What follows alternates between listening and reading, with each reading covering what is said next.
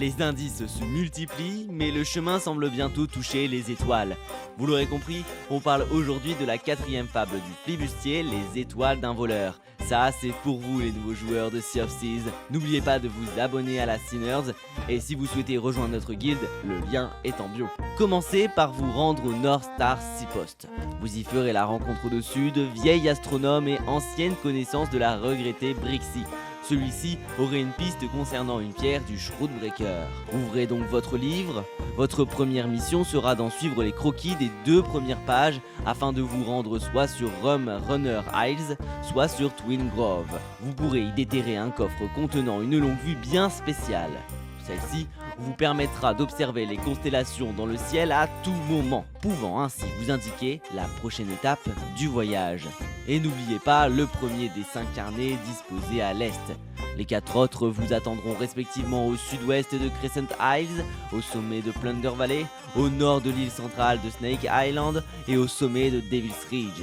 Alors, ne les oubliez pas. Maintenant, ça se complique. Les premières pages de votre livre répertorient les 16 signes pouvant être observés dans le ciel étoilé. Les dernières, quant à elles, vous énonceront 2 énigmes aléatoires rendant la chose beaucoup plus corsée. À vous de lire ces énigmes et de trouver les références faites aux constellations pour savoir quel cap suivre. Suivez donc bien votre listing.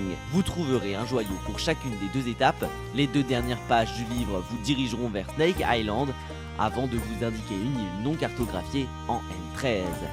Embarquez vos 2 joyaux et frayez-vous un chemin dans d'anciens vestiges sous-marins pour atteindre la statue qui nous intéresse. Prenez les parchemins, déposez les pierres et récupérez le totem. Si la chance vous sourit, il s'agira du totem de crâne. Sinon, plus qu'à chercher. Oh, c'est pas vrai! Pour la statuette de crabe, déposez-la à l'arrière de la grotte pour en ouvrir la cage. Les 8 dernières phrases de votre livre vous indiqueront quel motif représenter pour les 2 phases.